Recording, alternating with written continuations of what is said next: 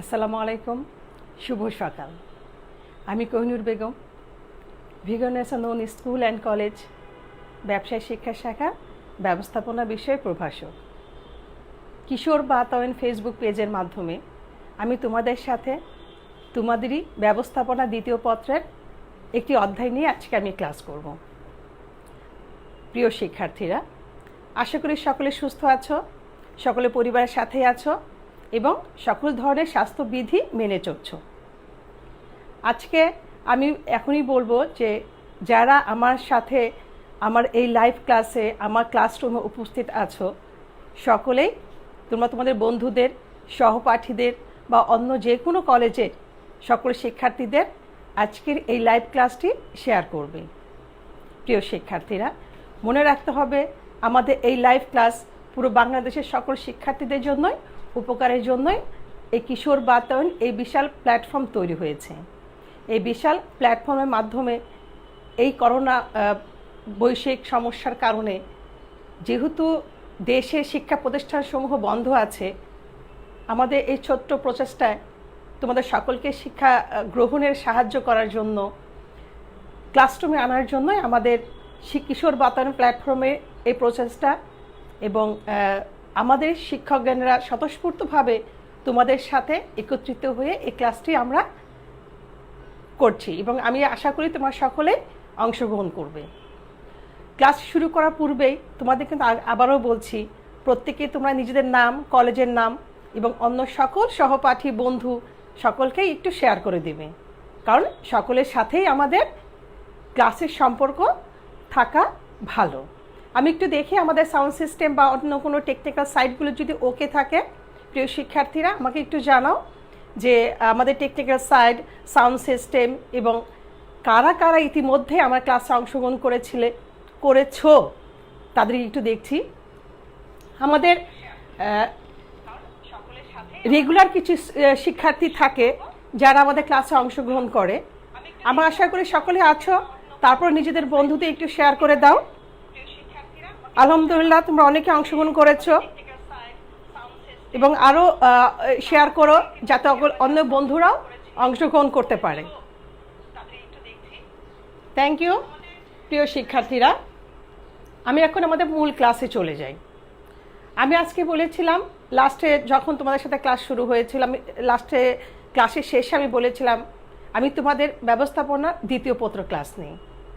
আজকে আমি দ্বিতীয় পত্রের একটি নতুন অধ্যায় নিয়ে তোমাদের সাথে ক্লাস শুরু করব এবং এটাও তোমাদের বলে রাখি, দ্বিতীয় পত্রের প্রত্যেকটা ক্লাস কিন্তু তোমাদের জন্য খুবই গুরুত্বপূর্ণ, কারণ এই দ্বিতীয় পত্রের অধ্যায়গুলোই কিন্তু আমরা যারা বিবিএ করবে বা যে কোনো হায়ার স্টাডি করবে তাদের জন্য এইগুলো পড়তে হবে, ইউনিভার্সিটি লেভেলে এগুলো পড়তে হবে। আমি মূল ক্লাসে চলে যাই। আজকে ক্লাসের অধ্যায়টি কী এবং কী কী পড়াবো তোমাদের। আজকে ক্লাসের অধ্যায়টি ব্যবস্থাপনা দ্বিতীয় পত্র নবম অধ্যায়। অধ্যায়টির নাম সমন্বয় সাধন। সমন্বয় সাধন অধ্যায়টি কি পড়বো আজকে? সমন্বয় সাধন সম্পর্কে ধারণা, সমন্বয় সাধনের বৈশিষ্ট্য এবং সমন্বয় সাধনের কিছু নীতিমালা নিয়ে আজকে আলোচনা করব। সমন্বয় সাধন পড়ার পূর্বেই আমি তোমাদের একটু আলোচনা করি। ব্যবস্থাপনার দ্বিতীয় পত্রের প্রথম অধ্যায়টা তোমাদের ছিল ব্যবস্থাপকের কার্যাবলী এবং ব্যবস্থাপনা বলতে কী বোঝায়। ব্যবস্থাপকের কার্যাবলীতে কিন্তু তোমরা ব্যবস্থাপকের যে পরিকল্পনা থেকে শুরু করে নিয়ন্ত্রণ পর্যন্ত যে কাজগুলো ছিল সেই কাজগুলো তোমাদের অবশ্যই ধারণা আছে। পরিকল্পনা, সংগঠন, কর্মী সংস্থান, নির্দেশনা, প্রেরণা, তারপর হলো সমন্বয় সাধন এবং নিয়ন্ত্রণ। 6 নম্বর কাজটা কিন্তু সমন্বয় সাধন। তার অর্থই হচ্ছে একজন ব্যবস্থাপককে পরিকল্পনা, প্রাতিষ্ঠানিক উদ্দেশ্য এবং লক্ষ্য অর্জনের জন্য পরিকল্পনা তৈরি করতে হয় এবং এই পরিকল্পনা অনুযায়ী বিভিন্ন কাজগুলো যে করতে হয়, কর্মসংস্থান থেকে শুরু করে সমন্বয় সাধন আগ পর্যন্ত সকল কাজগুলো যদি সঠিকভাবে হয়, সামঞ্জস্যপূর্ণভাবে হয় এবং ঐক্যবদ্ধভাবে হয় এবং তখনই সেটাকে বলা হয় সমন্বয় সাধন। আমি এখন সমন্বয় সাধন সংজ্ঞাতে চলে যাই। সমন্বয় সাধন সংজ্ঞা বলতে আমরা কী বুঝি? একজন ব্যবস্থাপক প্রাতিষ্ঠানিক উদ্দেশ্য বা লক্ষ্য অর্জনের করার জন্য যে পরিকল্পনায় নীতি নির্ধারণ করে, যে আদেশ বা নির্দেশ দান করে, সেই আদেশ বা নির্দেশ, পরিকল্পনা, নীতিগুলো বাস্তবায়ন করার পূর্বে বিভিন্ন প্রতিষ্ঠানের বিভিন্ন বিভাগ উপবিভাগ কর্মীদের কার্যাবলী সকল কিছু সম্পদ বা উপকরণের ভিতরে সামঞ্জস্য রক্ষা করা, ঐক্যবদ্ধ রক্ষা করা, যোগসূত্র স্থাপন করা এবং ভারসাম্য রক্ষা করাকে আমরা বলবো সমন্বয় সাধন। তার অর্থই হচ্ছে যে একজন ব্যবস্থাপক প্রাতিষ্ঠানিক উদ্দেশ্য এবং লক্ষ্য অর্জন করার পর যখন পরিকল্পনা এবং নীতি নির্ধারণ করবে, পরিকল্পনা এবং নীতি নির্ধারণ আদেশ বা নির্দেশ এই সকল কিছু বাস্তবায়ন করার পূর্বেই কিন্তু বিভিন্ন বিভাগ উপবিভাগ কর্মীদের মধ্যে এবং কর্মীদের কাজের মধ্যে সম্পদ এবং বিভিন্ন উপকরণের মধ্যে ঐক্যবদ্ধ থাকতে হবে, যোগসূত্র থাকতে হবে, সামঞ্জস্য থাকতে হবে, ভারসাম্য থাকতে হবে। এই সকল কিছু কাজগুলোকে একত্রিত করে বলা হয় সমন্বয় সাধন। কোনো একটি বিভাগ বা কোনো একজন ব্যক্তি বা কোনো একটা সম্পদ কম বা বেশি যেমন করা যাবে না, সেরকম কোনো একটি বিভাগ বেশি কাজ বা কম কাজ করতে পারবে না, সম্পদের পরিমাণ যেমন কম বা বেশি করা যাবে না, এগুলো সকল কিছুই সমন্বয় সাধন। মনে করো তোমাদের সাথে আমি দাঁড়িয়ে আছি ব্যবস্থাপনার দ্বিতীয় পত্রের সমন্বয় সাধন অধ্যায়টি নিয়ে। আমি এখানে সমন্বয় সাধন বলতে কি বোঝায়, আমি কিন্তু কোহিনুরের পর তোমাদের সামনে দাঁড়িয়ে আছি, একটা কলম নিয়ে দাঁড়িয়ে আছি, একটা বোর্ড আছে, বোর্ডের ডাস্টার আছে, বই আছে। তার অর্থই হচ্ছে যে তোমাদের ক্লাস সম্পূর্ণ করার জন্য যে উপকরণগুলো দরকার, যে সম্পদগুলো দরকার, সকল কিছু যদি একত্রিত করে আমি তোমাদের সামনে দাঁড়াই, তাহলেই কিন্তু এই ক্লাসটা আমার সুসম্পন্ন হবে। আমার নেটওয়ার্কটা সঠিক থাকতে হবে, আমার মোবাইল ফোনের সঠিক থাকতে হবে, আমার ইলেকট্রিসিটি সঠিক থাকতে হবে।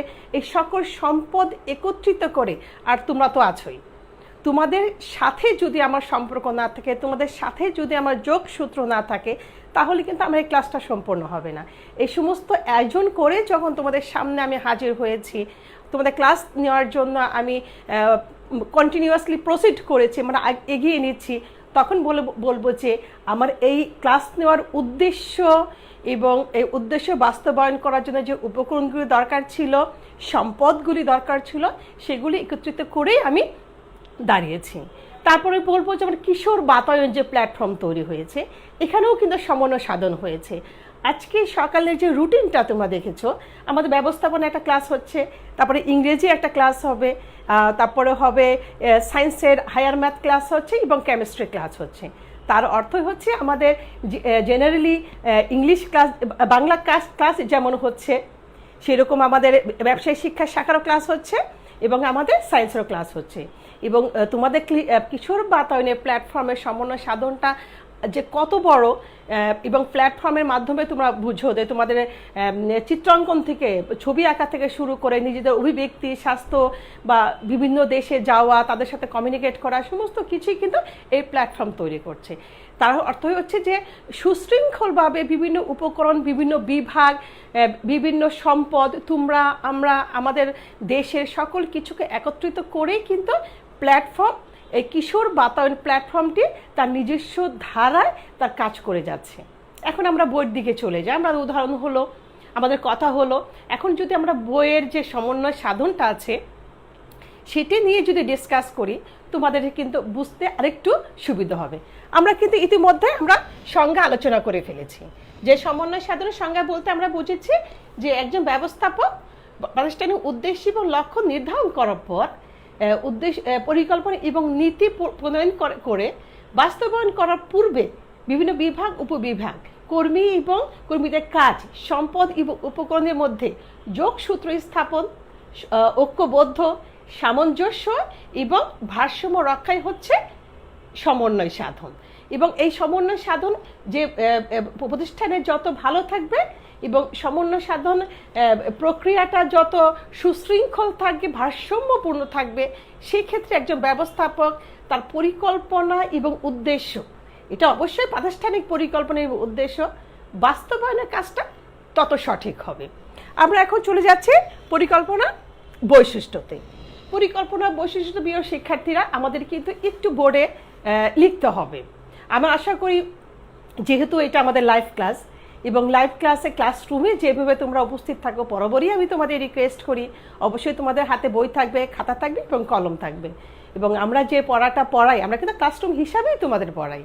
আশা করি আমাদের এই ক্লাসরুমে পড়াটা তোমাদের খাতায় একটু নোট ডাউন করবে। আমি কিন্তু বৈশিষ্ট্যের একটু পয়েন্টগুলো লিখব। বৈশিষ্ট্যের পয়েন্টের ভিতরে আমরা পয়েন্টগুলো লিখে তারপরে আমরা আলোচনা করব। আমরা সমন্বয় সাধনের বৈশিষ্ট্য আলোচনা করছি। 1 নম্বর হচ্ছে লক্ষ্য কেন্দ্রিক।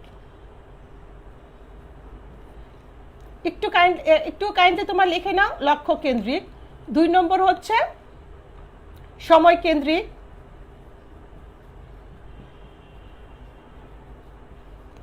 3 নম্বর হচ্ছে ভারসাম্য রক্ষা।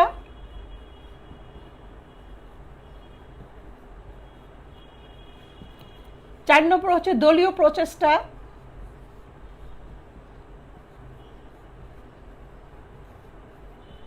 5 নম্বর হচ্ছে দিক নির্দেশনা দান।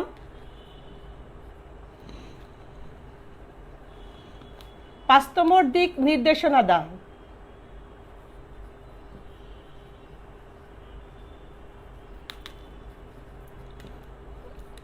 6 নম্বর হচ্ছে 5 নম্বর দিক নির্দেশনা দান। 6 নম্বর অবিরাম প্রক্রিয়া।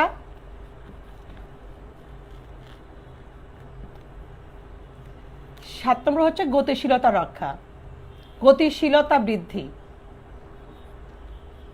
7 নম্বর গতিশীলতা বৃদ্ধি। প্রিয় শিক্ষার্থীরা, আমরা একটু একটু করে প্রতিটা পয়েন্ট একটু আলোচনা করি। প্রথম হচ্ছে আমাদের লক্ষ্য কেন্দ্রিক। যারা অংশগ্রহণ ইতিমধ্যে করেছো অথবা করো না, সকলকে বলছি আমি সমন্বয় সাধনের বৈশিষ্ট্য নিয়ে এখন আলোচনা করছি। সমন্বয় সাধনের বৈশিষ্ট্য কিছু পয়েন্ট আমি বোর্ডে লিখেছি। সেখানে আছে আমাদের লক্ষ্য কেন্দ্রিক, আছে দলীয় প্রচেষ্টা, আছে ভারসাম্য রক্ষা, আছে দিক নির্দেশনা, আছে অবিরাম প্রক্রিয়া, গতিশীলতা বৃদ্ধি এবং সময় কেন্দ্রিক। এই পয়েন্টগুলো কিন্তু আমরা এখন আলোচনা করব। প্রথমে বলছি আমরা লক্ষ্য কেন্দ্রিক। সমন্বয় সাধনের এই বৈশিষ্ট্য লক্ষ্য কেন্দ্রিক অর্থই হচ্ছে যে একজন ব্যবস্থাপক যখন পরিকল্পনা এবং নীতি নির্ধারণ করে এবং বাস্তবায়নের কাজে যাবে, তখন বিভিন্ন বিভাগ এবং উপবিভাগ, ব্যক্তি এবং দলীয় পর্যায়ে সকল কাজগুলো কিন্তু প্রাতিষ্ঠানিক লক্ষ্যকে সামনে রেখেই করবে। তার অর্থ হচ্ছে যে প্রত্যেকটি বিভাগের কাজ হবে প্রাতিষ্ঠানিক লক্ষ্য বা উদ্দেশ্য অর্জন, ব্যক্তির কাজ হবে প্রাতিষ্ঠানিক উদ্দেশ্য বা লক্ষ্য অর্জন, এবং এই লক্ষ্য এবং উদ্দেশ্যকে অর্জন করার জন্যই ব্যক্তি বিশেষ যেমন কাজ করবে, বিভাগীয় প্রধানরাও বা বিভাগীয় সামগ্রিক বিভাগটাও সেভাবে কাজ করবে। তাদের ব্যক্তিগত বা বিভাগীয় কোনো উদ্দেশ্য এখানে অতটা প্রাধান্য নাই, এবং সামগ্রিক উদ্দেশ্য হচ্ছে প্রাতিষ্ঠানিক উদ্দেশ্য। এবং প্রাতিষ্ঠানিক উদ্দেশ্য অর্জন করার জন্য যেমন বিভাগ উপবিভাগ ব্যক্তিরা যেমন কাজ করবে এই উদ্দেশ্য বা লক্ষ্যকে সামনে রেখে, সেরকম সম্পদ বা উপকরণগুলোও কিন্তু যথাসময়ে যথা জায়গায় যথাসময় বিনিয়োগ করা হবে, সংগ্রহ করা হবে এবং সেগুলো কার্যে নিয়োগ করা হবে। উদ্দেশ্যটা কি, লক্ষ্যটা কি? প্রাতিষ্ঠানিক লক্ষ্য অর্জন। সকল কিছুরই লক্ষ্য কিন্তু থাকবে প্রাতিষ্ঠানিক লক্ষ্য অর্জন, সম্পদ, ব্যক্তি, বিভাগ, উপবিভাগ, সকল কিছুর। তারপর আমরা যাব সময় কেন্দ্রিক।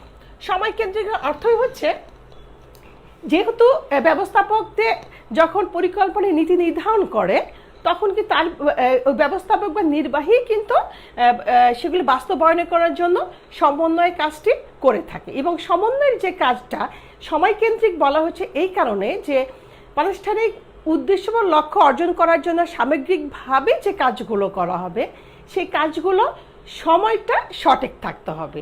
সঠিক সময়ে কাজ শুরু করা এবং সঠিক সময়ে কাজ সম্পূর্ণ করা অর্থই হচ্ছে যে একটা নির্দিষ্ট সময়সীমার মধ্যে প্রাতিষ্ঠানিক উদ্দেশ্য বা লক্ষ্য অর্জিত হচ্ছে। কোনো বিভাগ বা কোনো ব্যক্তি পর্যায়ে বা বিভাগীয় পর্যায়ে তার ইচ্ছে মতো সময় বহির্ভূত সময়ে বা প্রতিষ্ঠান যে সময়টা দিয়েছে সেই কাজের বহির্ভূত সময়ে যেমন তার বিভাগ বা ব্যক্তিরা কোনো কাজ শুরু বা শেষ করতে পারবে না, সেরকমই সঠিক সময়ে কাজ শুরু করলে সঠিক সময়ে প্রাতিষ্ঠানিক উদ্দেশ্য বা লক্ষ্যটা অর্জন হবে। সময়টা অত্যন্ত গুরুত্বপূর্ণ। আমরা কিন্তু আমার 10টার সময় ক্লাস শুরু হয়েছে, 10টার সময় কিশোর বার্তার প্ল্যাটফর্মে আমার তোমাদের সাথে ব্যবস্থাপনা দ্বিতীয় পত্রে ক্লাস শুরু হওয়ার কথা। আমি কিন্তু চাইলেও কিন্তু 9টার সময় শুরু করতে পারবো না, চাইলেও কিন্তু আমি 10:30-এও শুরু করতে পারবো না। তার অর্থই হচ্ছে যে কিশোর বাতায়ন প্ল্যাটফর্মে শিক্ষার যে কার্যক্রমটা আমাদের 10টার সময় শুরু হওয়ার কথা, এবং সকল শিক্ষকগণেরা যথাসময়ে 10টার সময় তোমাদের সামনে লাইভ হাজির হয়। এবং আমি দেখেছি তোমরা সকলেই কিন্তু যারা এই ক্লাসে অংশগ্রহণ করতে আগ্রহ করো এবং পছন্দ করো, তারা সকলেই কিন্তু 10টার মধ্যে রুটিন অনুযায়ী তোমরা চলে এসো এবং যথাসময়ে কিন্তু আমাদের ক্লাসও শেষ হয়। তার অর্থই হচ্ছে যে একটা প্রাতিষ্ঠানিক উদ্দেশ্য এবং লক্ষ্য অর্জন কখনোই সময় বহির্ভূত ইচ্ছে মতো সময় ব্যয় করে বা ইচ্ছে মতো শুরু করলাম ইচ্ছে মতো শেষ করলাম, তাহলে অরাজকতা অবস্থা শুরু হবে, সামঞ্জস্যহীনতা শুরু হবে, এবং মাঝপথে কেউ কাজ আগে শুরু করেছে বলে তার আগে শেষ হবে, কেউ কাজ পরে শুরু করেছে বলে তার কাজ শেষ করতে দীর্ঘ সময় লাগবে। এটা কিন্তু সামঞ্জস্যহীনতার একটা বিষয়, যেটা সম্পদ, সময় এবং মানুষের দক্ষতা, যোগ্যতা এবং প্রাতিষ্ঠানিক উদ্দেশ্য, লক্ষ্য সবখানে সেখানে বাধাগ্রস্ত হয়। তারপরে আমরা বলবো ভারসাম্যহীনতা। ভারসাম্য রক্ষার অর্থই হচ্ছে, আমি প্রথমে বলেছি যে সমন্বয় সাধনের প্রথম বৈশিষ্ট্য হচ্ছে ভারসাম্য রক্ষা। ভারসাম্যটা কার ভিতরে হবে? বিভিন্ন বিভাগ, উপবিভাগের ভিতরে, বিভিন্ন ব্যক্তি বা অন্য ব্যক্তির ভিতরে, সম্পদ বা সময়ের ভিতরে, উপকরণের ভিতরে। কোনো বিষয় একটা প্রাতিষ্ঠানিক উদ্দেশ্য বা লক্ষ্য অর্জন করার ক্ষেত্রে ভারসাম্যহীনভাবে কোনো বিভাগ যেমন কাজ করতে পারে না, সম্পদও বিনিয়োগ হতে পারে না, কোনো ব্যক্তির যোগ্যতা এবং দক্ষতাও কিন্তু বিনিয়োগ হতে পারে না। তার অর্থ হচ্ছে যে বিভিন্ন বিভাগ, উপবিভাগের ভিতরে সম্পর্ক থাকতে হবে, বিভিন্ন উপবিভাগের ভিতরে কাজের সম্পর্ক থাকতে হবে, ব্যক্তি পর্যায়ে কাজের সম্পর্ক থাকতে, সম্পদ এবং ব্যক্তি এবং উপকরণের ভিতরে কাজের সম্পর্ক থাকতে, বিভাগ এবং উপবিভাগের ভিতরে কাজের সম্পর্ক রইল। কিন্তু ব্যক্তি পর্যায়ে যে কাজগুলো সম্পূর্ণ করা হবে, যে কাজের জন্য যে উপকরণগুলো দরকার হবে, যে সম্পদগুলো দরকার হবে, সেইগুলো যদি কোনো কর্মীকে না দেওয়া হয়, তাহলে কর্মী কিন্তু তার বিভাগে রইল, অন্য বিভাগে তার সম্পর্ক রইল, কিন্তু কাজ সম্পূর্ণ করার জন্য যে সম্পদ দরকার, যে উপকরণ দরকার, সে সঠিক সময় সঠিকভাবে সে পাবে না, তাহলে কিন্তু আর ভারসাম্য রবে না। অথবা যদি মনে করে একটা উৎপাদন বিভাগ উৎপাদনে কাজ করছে, কিন্তু বিক্রয় বিভাগের সাথে তার কোনো সম্পর্ক নাই, বিক্রয় বিভাগ কতটুকু উৎপাদিত পণ্য বিক্রি করছে, উৎপাদিত পণ্যের বিক্রয় করার ক্ষেত্রে গ্রাহক বা বিক্রেতারা কোনো সমস্যার কথা বলছে কি না, এ বিষয়ে উৎপাদন বিভাগ কোনো ধারণা রাখছে না বা যোগাযোগ রাখছে না, সেই ক্ষেত্রে কিন্তু উৎপাদন বিভাগ তার নিজের গতিতে কাজ করছে, বিক্রয় বিভাগ তার নিজের গতিতে কাজ করে। এই ভারসাম্যহীনতা অর্থই হচ্ছে যে তাদের প্রাতিষ্ঠানিক উদ্দেশ্য এবং লক্ষ্য অর্জন করার যে নিজেদের যে দায়িত্ব, সে দায়িত্ব তারা পালন করছে না। উৎপাদন বিভাগে উৎপাদনের পরিমাণ বেড়ে যাবে, বিক্রয় বিভাগ বিক্রি করতে পারবে না, তার পণ্যগুলো মজুদ থেকে যাবে বা অবিকৃত থেকে যাবে, যেটা একটা প্রাতিষ্ঠানিক উদ্দেশ্য বা লক্ষ্য অর্জন করার জন্য অত্যন্ত ভারসাম্যহীন, ক্ষতিকর একটা পরিস্থিতি। তারপরে আমরা বলবো দলীয় প্রচেষ্টা। দলীয় প্রচেষ্টার অর্থই হচ্ছে যে একটা প্রতিষ্ঠান কখনো এক ব্যক্তি সকল কাজ সম্পূর্ণ করে না, একটা বিভাগ সকল কাজ সম্পূর্ণ করে না, বা সম্পদ বা অন্যান্য উপকরণ দিয়েই সকল কাজ সম্পূর্ণ হয় না। এখানে কিন্তু দলীয় কাজের চেয়েতে, ব্যক্তিগত কাজের চেয়ে দলীয় কাজটাকে বেশি প্রাধান্য দেওয়া হয়।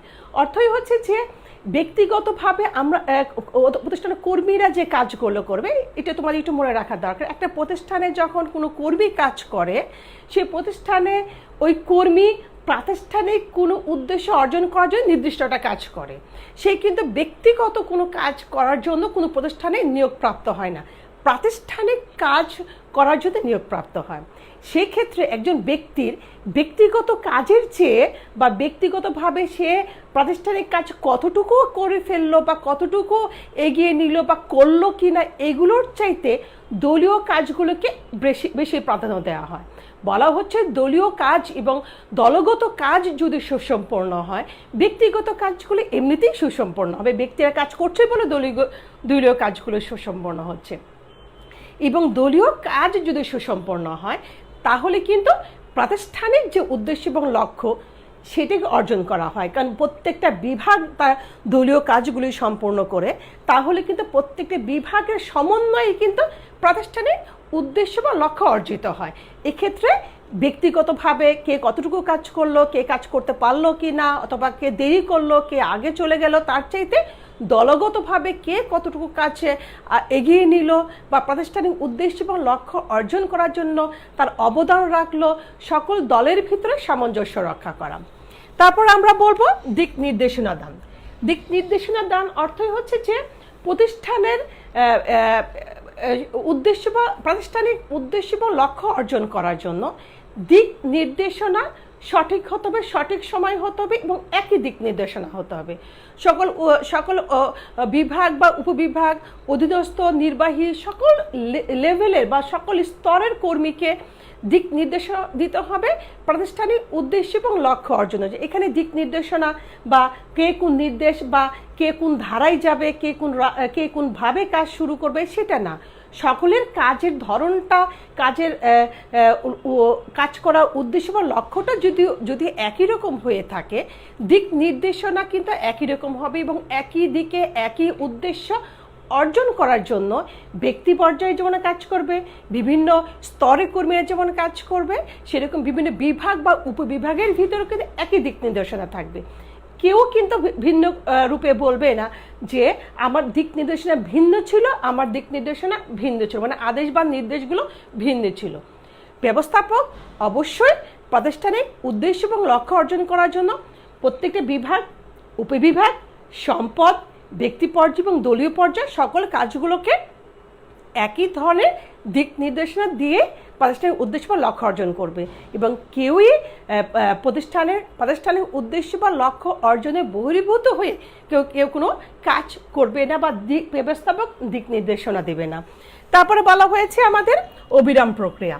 অবিরাম প্রক্রিয়ার কথা বলা হয়েছে যে তোমরা কিন্তু জানো যে একজন ব্যবস্থাপক যখন পরিকল্পনা থেকে নিয়ন্ত্রণ পর্যন্ত সকল কাজগুলো করে থাকে, যখন সকল কাজগুলো কিন্তু অবিরাম প্রক্রিয়ায় হতে থাকে। তার অর্থই হচ্ছে যে সমন্বয় সাধন শুধু একটা প্রাতিষ্ঠানিক উদ্দেশ্য বা লক্ষ্য অর্জনের জন্য হবে তা কিন্তু না, সমন্বয় সাধন শুধুমাত্র একটা কাজের জন্য হবে তা কিন্তু না, সমন্বয় সাধন শুধুমাত্র একটা সম্পদ হবে তাও কিন্তু না। অবিরাম প্রক্রিয়ার অর্থই হচ্ছে যে প্রাতিষ্ঠানিক উদ্দেশ্য এবং লক্ষ্য অর্জন করার জন্য পরিকল্পনা যেমন পরিবর্তন হয় এবং পরিকল্পনা যদি অবিরাম প্রক্রিয়া চলতে থাকে, সেরকমই সমন্বয় সাধনও কিন্তু অবিরাম প্রক্রিয়া চলতে থাকে। তার অর্থ হচ্ছে যে একটা প্রতিষ্ঠান শুধুমাত্র একটা উদ্দেশ্য এবং লক্ষ্য অর্জন করে প্রাতিষ্ঠানিক কাজ বন্ধ হয়ে যায় না। একটা প্রতিষ্ঠান প্রাতিষ্ঠানিক উদ্দেশ্য এবং লক্ষ্য অর্জন হয়তো 1 বছর করবে, পরের বছর আবার প্রাতিষ্ঠানিক উদ্দেশ্য লক্ষ্য থাকবে, কারণ সে ব্যবসা করছে। ব্যবসা করা বা প্রতিষ্ঠান পরিচালনা করার অর্থই হচ্ছে প্রতিনিয়ত তাকে পরিকল্পনা তৈরি করতে হয়, প্রতিনিয়ত বিভিন্ন সম্পদ, বিভাগ, উপবিভাগের ভিতরে তাদের সমন্বয় সাধন করতে হয় এবং এই সমন্বয় সাধন কাজটা পরিকল্পনা যেমন প্রতিনিয়ত করতে হয়, সম্পদগুলো যেমন সংগ্রহ প্রতিনিয়ত করতে হয়, সমন্বয় সাধনও কিন্তু তার সাথে সাথে অবিরাম প্রক্রিয়া চলতে থাকে।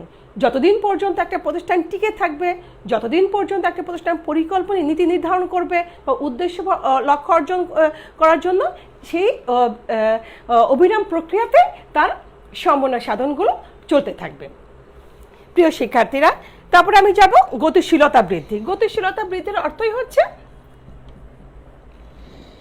প্রতিষ্ঠানে কাজ, সম্পদ, সময় সকল কিছু যখন ভারসাম্যপূর্ণ হয়, ঐক্যবদ্ধ থাকে, সামঞ্জস্য থাকে, যোগসূত্র স্থাপন করা হয়, তখনই ধরে নিতে হবে যে প্রাতিষ্ঠানিক কাজগুলো মানে প্রতিদিনের যে কাজগুলো থাকবে সেই কাজগুলির ভিতরে একটা গতিশীলতা থাকবে। তার অর্থ হচ্ছে যে একজন ব্যক্তি একটি কাজ সম্পূর্ণ করার জন্য যে আদেশ বা নির্দেশ দেওয়া হলো, সে কাজটি সম্পূর্ণ করার কাজটি অবশ্যই প্রাতিষ্ঠানিক উদ্দেশ্য বা লক্ষ্য অর্জন করার জন্য সে করবে এবং সেই কাজ সম্পূর্ণ করার জন্য সে সম্পদ পাচ্ছে, সময় পাচ্ছে, বিভিন্ন বিভাগ, উপবিভাগের ভিতরে সম্পর্ক পাচ্ছে এবং সকল কিছুই ভিতরে যখন একটা গতিশীলতা, ডাইনামিজম থাকে, তখন ব্যক্তিদের ভিতরেও কিন্তু একটা কাজের যেমন গতিশীলতা থাকে, সেরকম হলো প্রাতিষ্ঠানিক উদ্দেশ্য বা লক্ষ্য অর্জন করার ক্ষেত্রেও গতিশীলতা থাকে।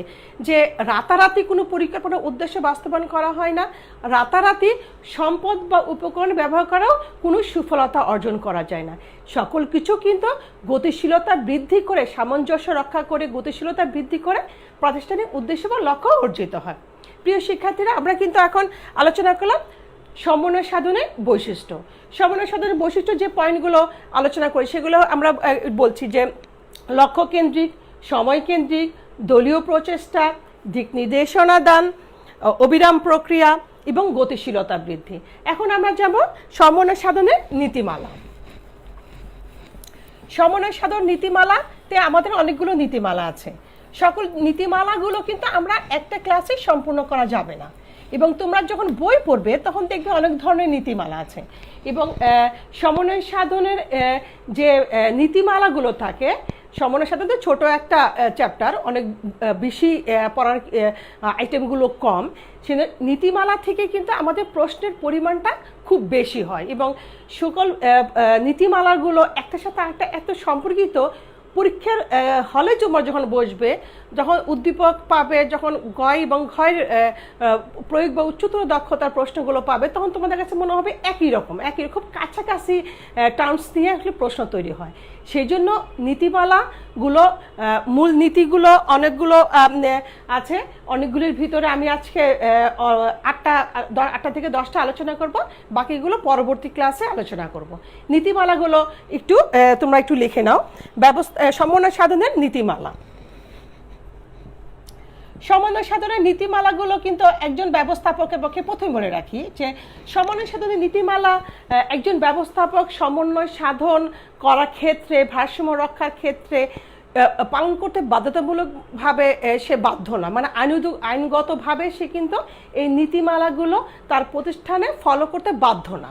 তবে একজন ব্যবস্থাপকের কাজ কি? বিভিন্ন বিভাগ, উপবিভাগ এবং কর্মীদের কাজের ভিতরে সুশৃঙ্খল রক্ষা করা, সম্পদ এবং উপকরণের ভিতরে সামঞ্জস্য রক্ষা করা, ভারসাম্য রক্ষা করা। সেই ক্ষেত্রে যদি এই নীতিমালাগুলো একজন ব্যবস্থাপক অনুসরণ করে, তাহলে কিন্তু ভারসাম্যটা সঠিক হয়, সামঞ্জস্য এবং যোগসূত্রটা সঠিক হয়। এবং এই নীতিমালাগুলো বা যদি অনুসরণ না করে, তাহলে প্রতিষ্ঠানে সকল ক্ষেত্রে বিশৃঙ্খলা, অরাজকতা সৃষ্টি হয়। এবং এই বিশৃঙ্খলা, অরাজক পরিস্থিতি থেকে একজন ব্যবস্থাপক কখনোই আশা করতে পারবে না যে তার উদ্দেশ্য বা লক্ষ্য, যেটা প্রাতিষ্ঠানিক উদ্দেশ্য বা লক্ষ্য, সেটা অর্জন করতে পারবে। সেই জন্য বলা হচ্ছে যে ব্যবস্থাপক এই নীতিমালা অনুসরণ করা আইনগতভাবে বাধ্য নয়, তবে বিশৃঙ্খলা এড়ানোর জন্য, কর্মীদের দিয়ে যোগ্যতা এবং দক্ষতা অনুযায়ী কাজ করার জন্য, অথবা বিভিন্ন বিভাগ, উপবিভাগের ভিতরে সম্পর্ক, ব্যক্তি পর্যায়ে সম্পর্ক, দলীয় পর্যায়ে সম্পর্ক এবং ভারসাম্য রক্ষা করার ক্ষেত্রে এই নীতিমালাগুলো অনুসরণ করলে প্রাতিষ্ঠানিক উদ্দেশ্য অর্জন সহজ হয়। নীতিমালাগুলো তোমরা খাতায় একটু লিখে নাও। আমি আশা করি তোমরা নীতিমালা, আজকে যে কয়টা নীতিমালা আমি বোর্ডে লিখবো, সেগুলো একটু আলোচনা করো। প্রথম হচ্ছে লক্ষ্য কেন্দ্রিক।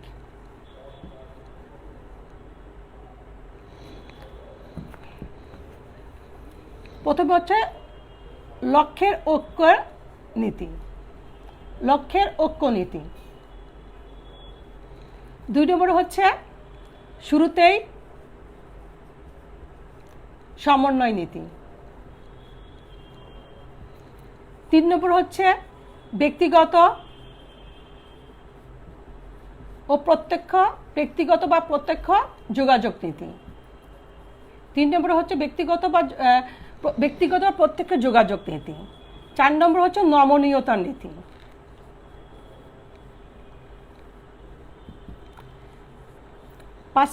5 নম্বর হচ্ছে অনানুষ্ঠানিক সম্পর্কের নীতি।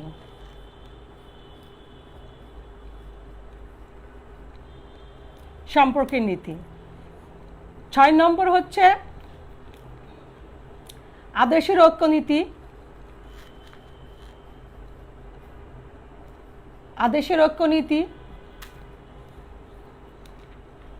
7 নম্বর হচ্ছে দলীয় প্রচেষ্টার নীতি, দলগত প্রচেষ্টার নীতি। 7 নম্বর হচ্ছে দলগত প্রচেষ্টা নীতি, দলগত প্রচেষ্টা। 8 নম্বর হচ্ছে অবিচ্ছেদ্যতার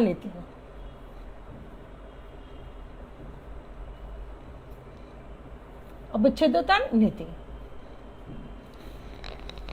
প্রিয় শিক্ষার্থীরা, আমি কিন্তু আজকে 8 নম্বর পয়েন্ট পর্যন্ত পড়াবো, এবং আমি তোমাদের আবারও বলে রাখি যে সমন্বয় সাধনের এই নীতিমালাগুলো কিন্তু খুবই গুরুত্বপূর্ণ এবং সমন্বয় সাধনের যে উদ্দীপকগুলো তৈরি হয়, তোমরা যদি বোর্ডের প্রশ্ন দেখো, কলেজের প্রশ্ন দেখো, সমন্বয় সাধনের ওই অধ্যায়টিকে প্রশ্ন হওয়ার অর্থই হচ্ছে আমাদের মূল নীতি বা নীতিমালা থেকে প্রশ্ন তৈরি হচ্ছে।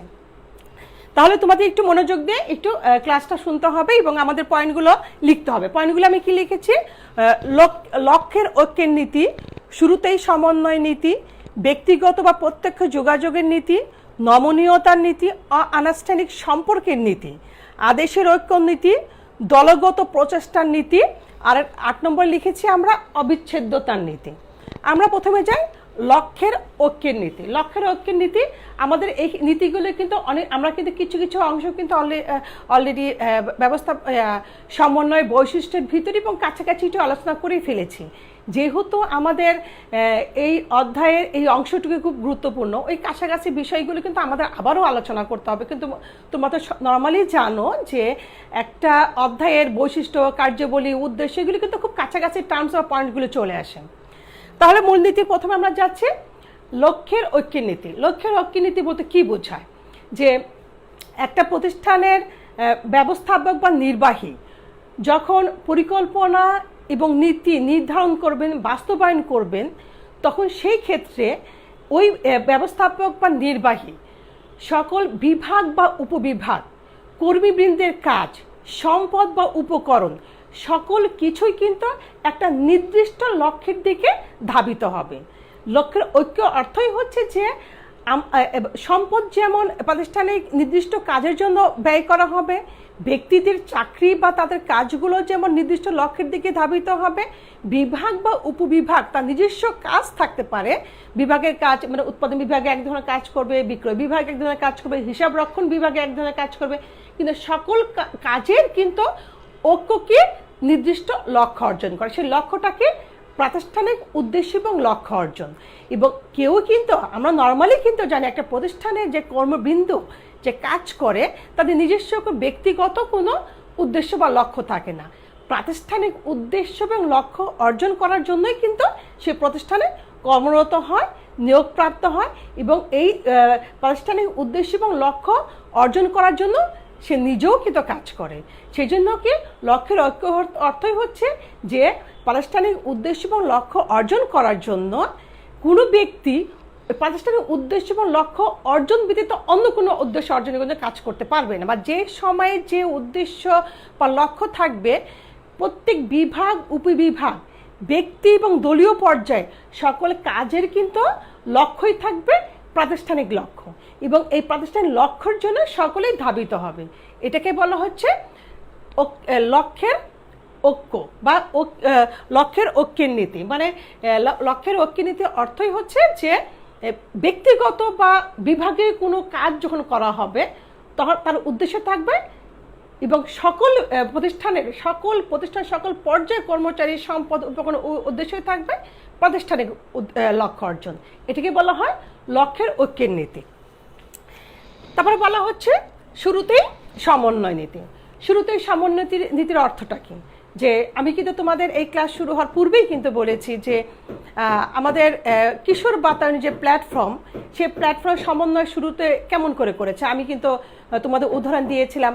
চাইলেও আমি 9টার সময় তোমাদের সাথে ক্লাসের জন্য হাজির হতে পারবো না, চাইলেও আমি 10:30-এও তোমাদের সাথে ক্লাসের জন্য হাজির হতে পারবো না। তার অর্থই হচ্ছে শুরুতে আমাদের এই 10টার সময় ক্লাস শুরু হবে। 10টার সময় প্ল্যাটফর্মে আমি ক্লাসরুম তৈরি করেছি এবং তোমরা সকলেই আমার ক্লাসরুমে হাজির হয়েছো, খাতা কলম যার যেটা প্রয়োজন সেটা নিয়ে, এবং বন্ধুদের কিন্তু শেয়ারও করে দিয়েছো যে আমাদের ব্যবস্থাপনা দ্বিতীয় পত্রে ক্লাস শুরু হয়েছে। তাহলে শুরুতে সমন্বয় কি? যে আজকের কিশোর বাতায়ন প্ল্যাটফর্মে এই যে তাদের যে অনলাইন প্রোগ্রামে অনলাইন যে কাজগুলো হয় আমাদের 10টার সময় থেকে শুরু হয়েছে এবং আমাদের সন্ধ্যার পরেও কিন্তু অনেক ধরনের অনুষ্ঠান তোমাদের নিয়ে অনেক ধরনের অনুষ্ঠান বা আলোচনা বা উপদেশ অনেক ধরনের প্রোগ্রাম কিন্তু থাকে। তার অর্থ হচ্ছে যে একটা প্রতিষ্ঠান যখন প্রাতিষ্ঠানিক উদ্দেশ্য এবং লক্ষ্য অর্জন করার জন্য পরিকল্পনা এবং নীতি নির্ধারণ করবে এবং এই পরিকল্পনা এবং নীতি বাস্তবায়ন করার ক্ষেত্রে বছরের প্রথম পর্যায় থেকে বা পরিকল্পনা নীতি বাস্তবায়নের প্রথম পর্যায় থেকে বিভিন্ন বিভাগ, উপবিভাগ, ব্যক্তি বা দলীয় পর্যায়ে কাজের ভিতরে যেমন শুরুতেই সমন্বয় করে দিবে, এবং এই যে ব্যক্তি, বিভাগ, উপবিভাগ যে কাজগুলো করবে তাদের ভিতরে যার যে সম্পদ লাগবে, যার যে উপকরণগুলো লাগবে সেগুলোকে অ্যাভেলেবেল বা সহজলভ্য হবে। এবং শুধু তাই নয়, মনে করে বিক্রয় বিভাগে 10 জন কর্মী আছে, আমার নতুন পরিকল্পনা এবং উদ্দেশ্য বাস্তবায়ন করার ক্ষেত্রে আরও 5 জন কর্মীর দরকার হবে। তাহলে একটা প্রতিষ্ঠান নির্বাহী পরিকল্পনা বাস্তবায়নের ক্ষেত্রে যেখানে বিক্রয় বিভাগের 10 জন কর্মী ছিল, যেহেতু আরও 5 জন লাগবে, ওই 5 জনকে নিয়োগ দিয়ে তার পরিকল্পনা বাস্তবায়নের কাজগুলো শুরু করবে। মনে করো যে উৎপাদন বিভাগের যে যন্ত্রপাতি আছে, 5টা যন্ত্র আছে, 5টা যন্ত্র দিয়ে যে উৎপাদন হয়, বর্তমানে পরিকল্পনা বাস্তবায়নের ক্ষেত্রে সে উৎপাদন পরিকল্পনা আরও বেশি করা হয়েছে। সেই ক্ষেত্রে এই 5টা যন্ত্র দিয়ে এই টার্গেট ফুলফিল করা সম্ভব না, মানে এই পরিমাণ উৎপাদন করা সম্ভব না। তাহলে ব্যবস্থাপক বা নির্বাহী ওই 10টা যন্ত্র সাথে, উৎপাদন যন্ত্রের সাথে আরও 3টা বা 5টা উৎপাদন যন্ত্র প্রথমে সমন্বয় করে দিয়ে তাদেরকে একত্রিত করে যোগসূত্র স্থাপন করবে। এবং এর অর্থই হচ্ছে যে একজন ব্যবস্থাপক যখন প্রাতিষ্ঠানিক উদ্দেশ্য বা লক্ষ্য অর্জন করবে, উদ্দেশ্য বা লক্ষ্য অর্জন করার জন্য প্রতিষ্ঠানের প্রথম পর্যায় থেকে বিভিন্ন বিভাগ, উপবিভাগ, কর্মী, সম্পদ, উপকেন্দ্রের ভিতরে যোগসূত্র স্থাপন করবে। তারপরে বলা হয়েছে আমাদের ব্যক্তিগত যোগাযোগ, ব্যক্তিগত বা প্রত্যক্ষ যোগাযোগ। ব্যক্তিগত বা প্রত্যক্ষ যোগাযোগ বলতে আমরা কি বুঝি? একজন নির্বাহী বা ব্যবস্থাপক তার অধীনস্থ কর্মীদের সাথে বিভিন্ন আদেশ বা নির্দেশ, বিভিন্ন তথ্য সরাসরি উপস্থিত থাকবে। এবং একজন ব্যবস্থাপক যখন অধীনস্থ কর্মীদের সাথে সরাসরি উপস্থিত থেকে তাদের আদেশ বা নির্দেশ বা তথ্য সরবরাহ করবে এবং আদেশ বা নির্দেশ বাস্তবায়নের ক্ষেত্রে অধীনস্থ কর্মীদের সাথে আলাপ আলোচনা করে সুবিধা অসুবিধা সকল কিছু বিষয় বিবেচনা করে প্রাতিষ্ঠানিক উদ্দেশ্য এবং লক্ষ্য অর্জন করা ওই নির্বাহের পক্ষে সহজ হয়ে যায়। প্রিয় শিক্ষার্থীরা, তা আমরা কি বলছি? ব্যক্তিগত যোগাযোগে যে সুফল হয়, অধীনস্থ কর্মীদের সাথে নির্বাহীর একটা সম্পর্ক তৈরি হয়, অধীনস্থ কর্মীরা সঠিকভাবে সঠিক সময়ে ভুল ত্রুটিবিহীন কাজ সম্পন্ন করছে কিনা, তাদের ভিতরে কোনো অভিযোগ আছে কি না, অথবা কাজের ক্ষেত্রে কোনো সমস্যা আছে কি না, সেটাও যেমন নির্বাহী জানতে পারে, সেরকমই অধীনস্থ কর্মীরাও কিন্তু নির্বাহীদের সরাসরি তত্ত্বাবধানে তাদের সুবিধা অসুবিধাকে মন খোলাভাবে করতে পারে, তারপরে সমস্যার কথা বলতে পারে এবং তথ্যগুলো সঠিকভাবে গ্রহণও যেমন করতে পারে, নিজেদের তথ্য সরবরাহ করতে পারে। তারপরে আমরা বলবো নমনীয়তার নীতি। নমনীয়তার নীতির অর্থই হচ্ছে যে নমনীয়তার অর্থ কি? নমনীয়তার অর্থ হচ্ছে পরিবর্তনশীলতা। অর্থাৎ একটা পরিকল্পনা যখন তৈরি করা হয়, পরিকল্পনা বাস্তবায়নের জন্য যখন বিভিন্ন কাজ করা হয়, তখন একজন ব্যবস্থাপক যখন পরিকল্পনা বাস্তবায়নের ক্ষেত্রে বিভিন্ন পর্যায়ে পরিবর্তন দরকার হয়, আবার এটাকে নমনীয়তা বলা হয়। সেরকমই পরিকল্পনা নমনীয়তার সাথে কিন্তু সমন্বয়ের নমনীয়তা দরকার হয়। একটু আগে আমি তোমাদের কিন্তু বলেছি, শুরুতেই আমরা উৎপাদন বিভাগে 5টা যন্ত্র ছিল, আরও 3টা যন্ত্র নতুন করে যোগ দেওয়া হয়েছে। এইভাবে অর্থই হচ্ছে যে প্রাতিষ্ঠানিক উদ্দেশ্য এবং লক্ষ্য অর্জন করার জন্য যে সম্পদগুলি দরকার হয়, প্রতিযোগিতা মোকাবেলা করার জন্য যে কৌশল বা যে উপকরণগুলো দরকার হয়, এবং একটা ব্যবস্থাপক সেই প্রতিযোগিতা মোকাবেলা করার জন্য প্রতিষ্ঠানের ভিতরে সামঞ্জস্য রক্ষা করতে বিভিন্ন পর্যায়ে বিভিন্ন ভারসাম্য রক্ষার ক্ষেত্রে বিভিন্ন আদান প্রদান, সম্পদ বিভাগ, উপবিভাগ, কর্মীবৃন্দের বিভিন্ন বিষয়গুলোকে সমন্বয় করে থাকে এই কারণে যে বিভাগে যে সম্পদ দরকার তার যেমন বাড়াতে পারে, কমাতেও পারে, যে বিভাগে যে ধরনের কর্মী দরকার সেই কর্মী সংখ্যা কমাতেও পারে, বাড়াতেও পারে। এটা হচ্ছে নমনীয়তা। নমনীয়তার অর্থ হচ্ছে প্রতিষ্ঠানের প্রয়োজনে প্রতিযোগিতা মোকাবেলা করার যে উদ্দেশ্য বা লক্ষ্য অর্জন করার জন্য ব্যবস্থাপক তার সম্পদ বিভাগ, উপবিভাগ বিভিন্ন পর্যায়ে কাজগুলোকে, উপকরণগুলো, সম্পদগুলোকে পরিবর্তন করতে পারে। তারপরে বলা হচ্ছে যে আনুষ্ঠানিকতা, অনানুষ্ঠানিক সম্পর্ক। অনানুষ্ঠানিক সম্পর্ক নীতির অর্থই হচ্ছে যে একটা প্রতিষ্ঠান আনুষ্ঠানিকতা বলতে কি বোঝায়? আনুষ্ঠানিক সম্পর্ক হতে প্রাতিষ্ঠানিক নিয়ম নীতির মধ্যে যে কাজ করা হয়, সম্পর্ক তৈরি হয়, সেটা হলো আনুষ্ঠানিক সম্পর্ক। মানে প্রতিষ্ঠানের নিয়ম নীতি বহির্ভূত হয়ে কোনো কাজ করা যাবে না। অনানুষ্ঠানিক সম্পর্ক কি? অনানুষ্ঠানিক সম্পর্ক হচ্ছে ব্যক্তিগত পর্যায়ে সম্পর্কের ভিত্তিতে সম্পর্ক তৈরি, যোগাযোগ হয় বা সম্পর্ক তৈরি হয়, সেটা অনানুষ্ঠানিক সম্পর্ক হয়। অনেক ক্ষেত্রে দেখা যায় একটা প্রাতিষ্ঠানিক উদ্দেশ্য বা লক্ষ্য অর্জন করার ক্ষেত্রে এই যে আনুষ্ঠানিক নিয়ম নীতি অনুসরণ করা ছাড়াও অনানুষ্ঠানিক সম্পর্ক দিয়ে অনেক ধরনের ভালো সম্পর্ক তৈরি হয়, ব্যবস্থাপক কর্মীর সম্পর্ক তৈরি হয়, বিভাগ বা উপবিভাগের সম্পর্ক তৈরি হয়, ব্যক্তি পর্যায়ের সম্পর্ক তৈরি এবং কাজের ভিতরে সম্পর্ক তৈরি হয়। এই অনানুষ্ঠানিক সম্পর্ক কিন্তু অনেক ক্ষেত্রে প্রাতিষ্ঠানিক উদ্দেশ্য এবং লক্ষ্য অর্জনের জন্য খুবই গুরুত্বপূর্ণ ভূমিকা পালন করে। প্রিয় শিক্ষার্থীরা, আজকে কিন্তু আমরা ভেবেছিলাম 8 নম্বর পর্যন্ত আমরা আলোচনা করব, কিন্তু আমাদের কিন্তু 5 নম্বর পর্যন্ত আলোচনা করা হলো। আমরা আজকে নীতিমালা আলোচনা করলাম, লক্ষ্য কেন্দ্রিক, শুরুতেই সমন্বয় আলোচনা করলাম, ব্যক্তিগত বা প্রত্যেকের যোগাযোগ, নমনীয়তার নীতি এবং অনানুষ্ঠানিক সম্পর্কের নীতি। পরবর্তী ক্লাসে কিন্তু আমরা 6 নম্বর নীতি থেকে আলোচনা করব। যেহেতু আজকে আমাদের সময় কম এবং পরবর্তী ক্লাসে যদি আমরা আরেকটা ক্লাস সম্পূর্ণ করতে পারি তাহলে এই সমন্বয় সাধনে পুরো অধ্যায়টি আমরা সম্পূর্ণ করব। এবং আশা করি সকলে সুস্থ থাকবে, সকলে ভালো থাকবে। প্রতিটা ক্লাসে অংশগ্রহণ করার পূর্বে তোমাদের অবশ্যই হাতে বই খাতা থাকবে এবং তোমাদের বন্ধুদের কিন্তু শেয়ার করে দিবে, কারণ প্রত্যেকটা ক্লাস তোমাদের উদ্দেশ্যেই করা। তোমরা যদি আমাদের সাথে যোগসূত্র না করো, তোমরা যদি আমাদের সাথে সমন্বয় না করো, তাহলে কিন্তু আমাদের সকল প্রচেষ্টা আমাদের সার্থক হবে না, কিশোর বাতায়ন প্রচেষ্টা সার্থক হবে না এবং আমাদের প্রচেষ্টাও সার্থক হবে না। আশা করি সবাই সুস্থ থাকবে, নিরাপদ থাকবে, পরিবারের সাথেই থাকবে। আল্লাহ হাফেজ, আসসালামু আলাইকুম।